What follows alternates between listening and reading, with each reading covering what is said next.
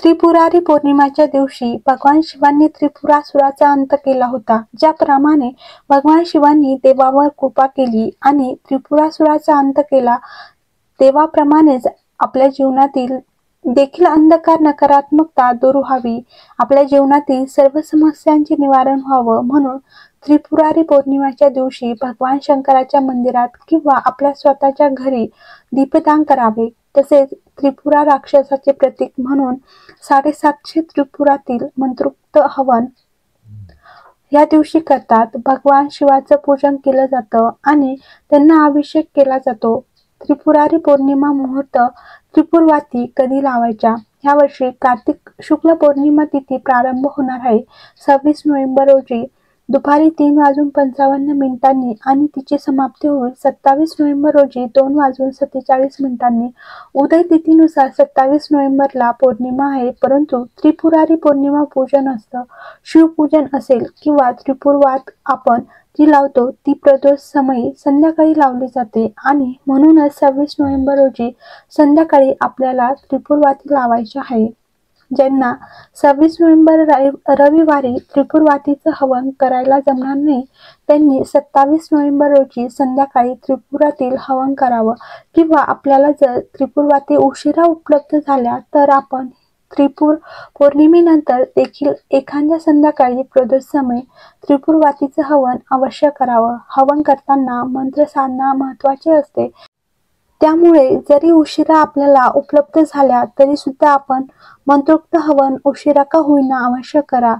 त्रिपुरारी पौर्णिमा त्रिपुरातील हवन पद्धती ह्या ज्या त्रिपुरवाती आहेत, ह्या त्रिपुर दैत्याचा प्रतीक म्हणून यांचं हवन ह्या दिवशी केले जातं. त्रिपुरवाती आपल्याला बाजारामध्ये सहज उपलब्ध होती. 750 वाती असतात. बाजारात उपलब्ध नाही झाल्या तर आपण ह्या वाती घरी देखील बनवू शकतात. फक्त कापूस आणावा आणि ही वात आपण घरच्या घरी बनवू शकता. समजा एखाद्याला वातीच उपलब्ध झाल्या नसतील, त्यांनी काय करावे? मंत्रोक्त हवन करा. शुद्ध तुपाची आहुती द्या, तरी सुद्धा ती अत्यंत फलदायी ठरेल. हवन कसं करायचं ते आपण पुढे बघणारच आहोत. ह्या दिवशी आपल्याला भगवान शिवाचं पूजन करायचं असतं, त्यांचा अभिषेक करायचा असतो.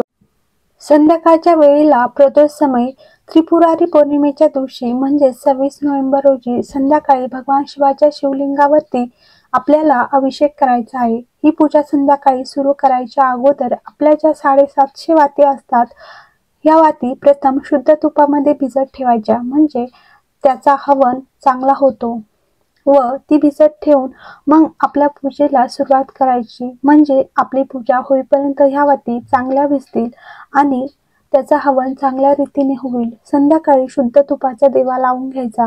दिवा लावल्यानंतर गणेश पूजन करायचं. त्रिपुरारी पौर्णिमा त्रिपुरातील अभिषेक कसा करावा? ताम्हणामध्ये गणपती बाप्पाची मूर्ती घ्यावी. तिला शुद्ध पाण्याने पंचामृताने पुन्हा शुद्ध पाण्याने स्नान घालायचं. देवघरासमोर एखादा पाट ठेवावा, चौरंग ठेवावा. त्यावरती शुभ्र वस्त्र, जे भगवान शिवांना प्रिय आहे ते वस्त्र टाकून घ्यावे. त्यावरती गणपती बाप्पाची मूर्ती स्थापन करावी.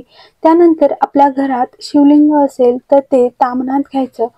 ज्यांच्याकडे शिवलिंग नसेल त्यांनी सुपारी घ्या आणि ताम्हणामध्ये भगवान शिवाला शुद्ध पाण्याने, त्यानंतर पंचामृत आणि किंवा दुधानं, दूध असेल तर कच्चं दूध घ्यावे. पिशवीतील किंवा उकळलेले गार केलेले दूध घेऊ नका. ओम नमः शिवाय किंवा शिव अष्टोत्तर शतनामावलीने चमच्याभर पाणी टाकून भगवान शिवांना पिंडीला अभिषेक करायचा. बेलपत्र उपलब्ध झालं, बेलपत्र अवश्य व्हावं, फुले व्हावीत. भगवान शिवाच्या पिंडीला म्हणजेच शिवलिंगावरती भस्म लावावा आणि ते भस्म आपल्या कपाळाला लावावा. अशा रीतीने प्रदोष भगवान शिवांना प्रथम अभिषेक करून घ्यायचा. त्रिपुरारी पौर्णिमा त्रिपुरातील हवन कसे करावे?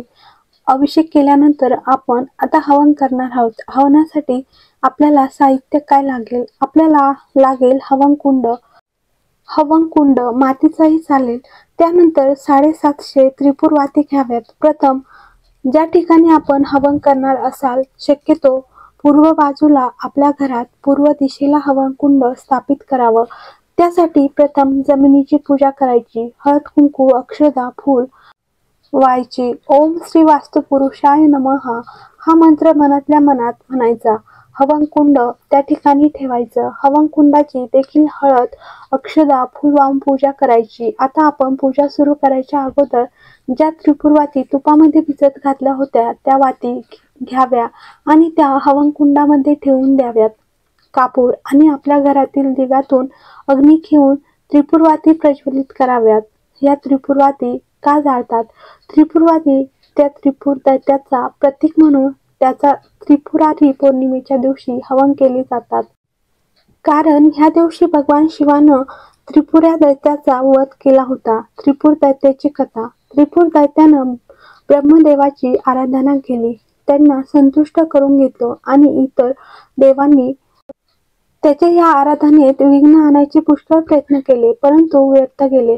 ब्रह्मदेवानी त्याला वर दिला तेव्हा त्रिपुरानं मला अमरत्व प्राप्त व्हावा असा वर मागितला. वर मिळाल्यामुळे त्याने सर्व देवांना सतावून सोडलं. प्रत्यक्ष भगवान विष्णू त्रिपुराचा प्रतिकार करता आला नाही. तेव्हा शेवटी भगवान शंकरांनी 3 दिवस युद्ध करून कार्तिक शुद्ध पौर्णिमेला त्रिपुरासुराचा वध केला आणि देवाचं गेलेलं वैभव त्यांना परत मिळवून दिलं. देव आनंदी झाले. त्यांना भगवान शंकराचे आभार मानली, स्तुती गायली, दीपोत्सव साजरा केला, ज्यालाच देवदीपावली असे देखील म्हणतात. देवाप्रमाणेच आपल्या जीवनातील संकटाचे निवारण व्हावे, आपल्या आर्थिक आरोग्याच्या समस्या याचे निवारण व्हावं म्हणून, तसंच आपल्या जीवनातील अंधकार दूर होऊन आपले जीवन प्रकाशमय व्हावं म्हणून ह्या दिवशी भगवान शंकराच्या मंदिरात किंवा आपल्या घरामध्ये दीपदान केलं जातं. म्हणून आपण प्रत्येकाने या दिवशी त्रिपुरारी पौर्णिमा दिवशी अशा पद्धतीने हवन करायचं आहे.